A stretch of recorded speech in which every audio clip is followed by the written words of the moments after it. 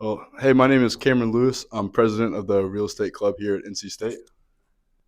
My name's Carson Blackmore. I am the public relations officer of the NCSU Real Estate Club. And I'm Paul Zarian. I'm a managing director with Hines. Sweet. Well, Paul, we have a couple questions for you today. Starting off, what led you to commercial real estate? I think I was interested in it from the very beginning. I remember when I was a little kid, I was always into building cities in our living room, Brio train tracks, Lincoln log cabins, building blocks that created buildings, and I always loved putting those together. Even as I was growing up, I got really into maps and geography and understanding, why cities developed the way they did.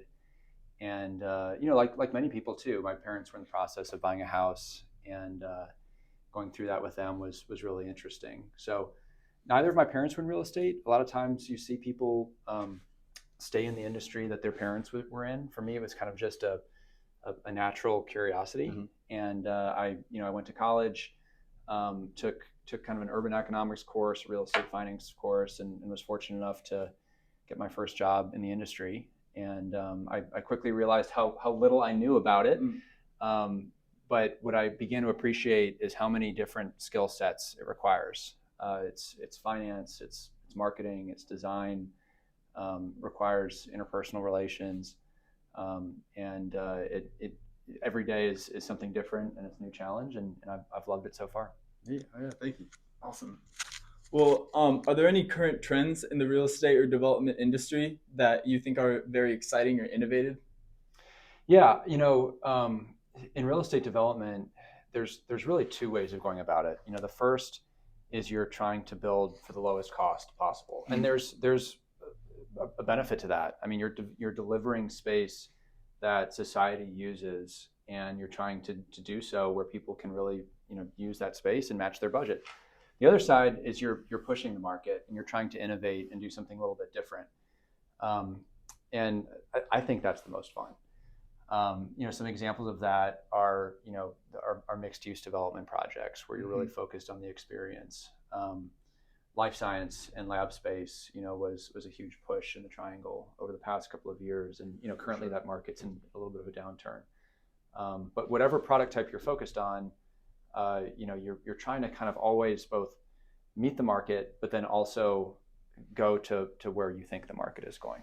Yeah, sweet. And what would be your advice for students in college or people coming out of college, looking to get into commercial real estate? Where can they find help? Yeah, it's a great question, and I wish I knew more of that when I was in college as well. One of the challenges, but also one of the great things about real estate is that it's such a people business. So getting involved in the industry, you don't simply just put your resume or post your resume and apply to jobs that are on a job board. I mean, you can do that, but most jobs are found through networking. Yeah. And it requires more work than just submitting on a job board.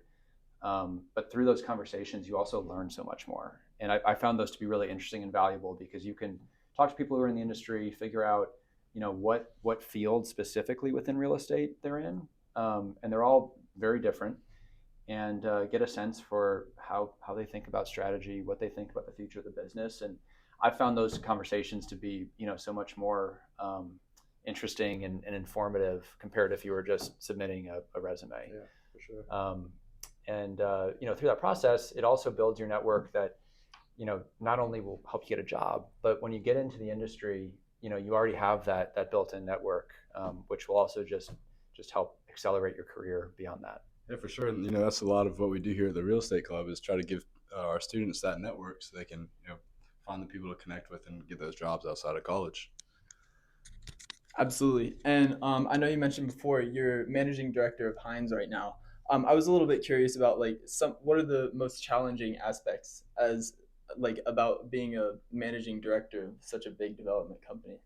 It's funny. The same challenges that you have, throughout college even are the similar ones to when you're in the workplace too. A lot of it comes to time management, and there's so many things to do.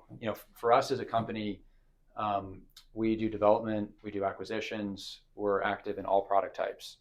So that leads from office to multifamily to industrial, even niche product types like self-storage and senior housing.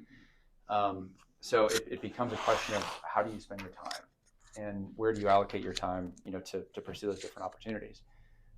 That's something that, that I struggle with. And the best way that we've thought about it is trying to figure out, where you'll be most successful and allocating your time there. So, today market conditions are pretty tough, and a lot of development doesn't work financially. It's just not feasible with how high construction costs are.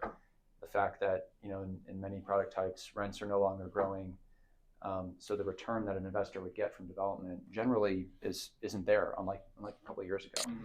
So it's directed a lot of our focus to acquisitions, where you can buy at a value, below what it would cost to develop today. Oh, that's really cool. Thank you. Next question. What has the development market in Raleigh evolved, or how has it evolved over the last few years, and what trends are you seeing moving forward? Personally, we've been learning a lot about how COVID kind of impacted a lot of the market.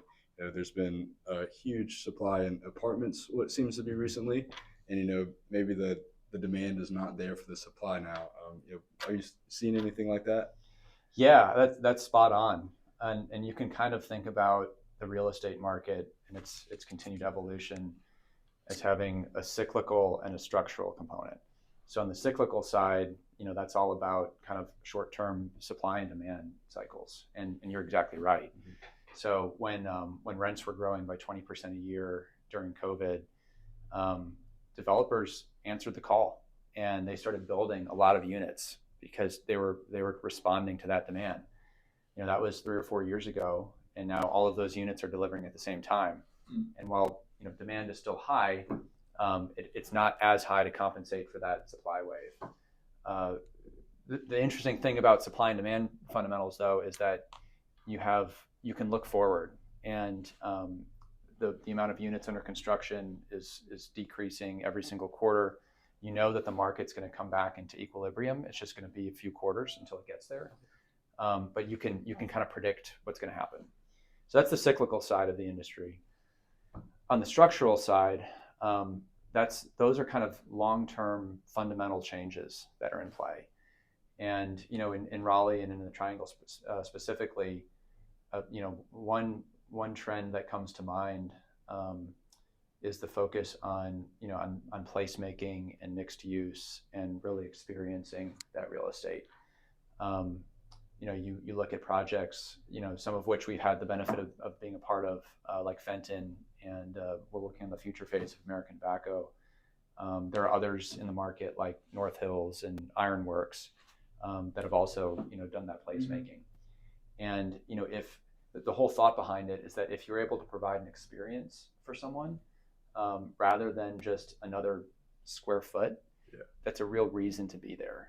And it creates those wonderful opportunities where someone can lease an office and then go downstairs and go to happy hour, or walk across the street to live. I mean, you're kind of recreating that college campus environment at the end of the day. Sense. It is neat. I've definitely been looking at Fenton as a place to move post college. It seems like it'd be a fun place to be.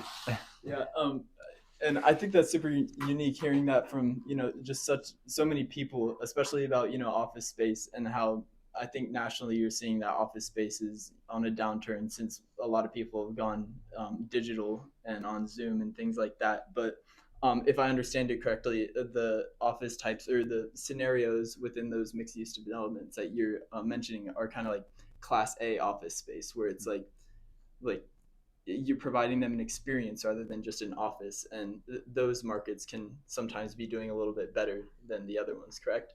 That's exactly right. There used to be a segment of the office market that was based on being the lowest cost provider. Well, now there's a lower cost option. People can work from home. So if you're in the business of leasing space, you have to provide something different than cost. And that something different is an experience. I mean, you have to make the case that the employees of those companies that you're leasing space to will be more productive by being there. And because of that, for the companies that do want their employees back in the office, they've also realized that in order to attract those employees back, they need to offer their staff something different. And they found, differentiated real estate, whether it's a placemaking project or, just a cool old building, or, the newest, latest and greatest, project. Those are the types of environments that they really gravitate towards. Absolutely. And kind of going off that, what in your eyes are some of the biggest opportunities and challenges for developers, specifically within the Triangle area right now? Yeah, I mean, right now it's very much a cost of capital driven challenge. So to put in perspective, 3 or 4 years ago, in order to get a multifamily development project started, you had to build to a 5.25 yield on cost. So it's your NOI divided by your total construction budget. Your development budget is at 5.25. Today, and it was at that level because your treasury yields were at 1% or less. So investors were looking at the spread between real estate development and the risk-free rate and saying, okay, that spread is worth the risk.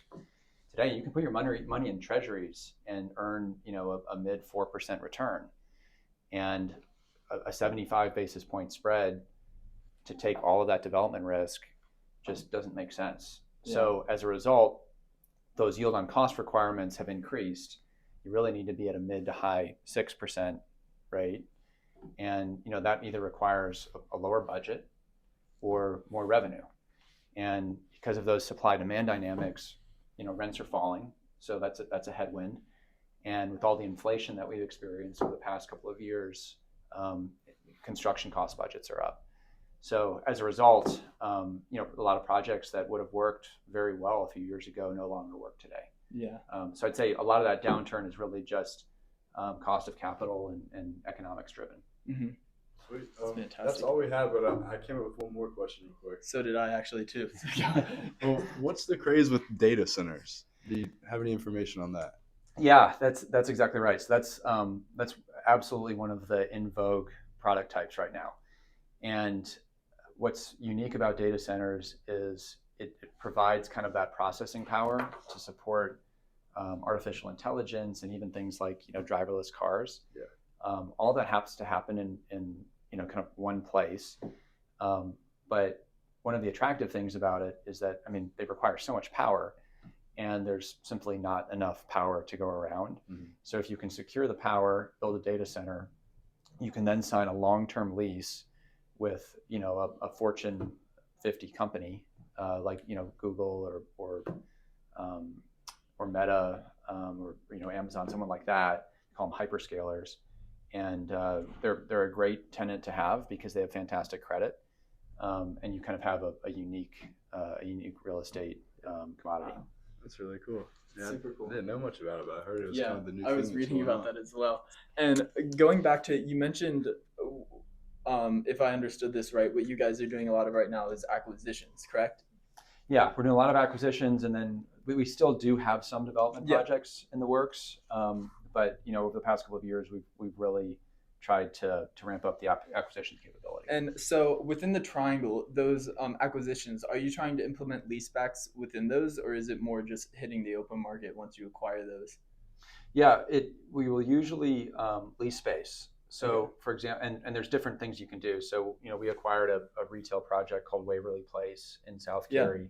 It's a Whole Foods anchored retail asset. I go there almost every day. That's great. I'm glad to hear it. In that case, it was a 90% leased asset, so there wasn't a whole lot of leasing to do, but the risk and the return profile reflected that. Okay. So the business plan was to kind of gradually upgrade the tenancy, finish the leasing, secure a long-term extension from our anchor tenant, which was Whole Foods, and then also just try to figure out the future of a movie theater box that was on site. And there's a lot of work that goes into that as well. Yeah, that's cool. Well, that's all we have. Thank you so much for sitting down and doing this interview with us. We hope all y'all online enjoyed it. And thank you. We really appreciate it. It was a pleasure to be here. Thank you. That was fantastic.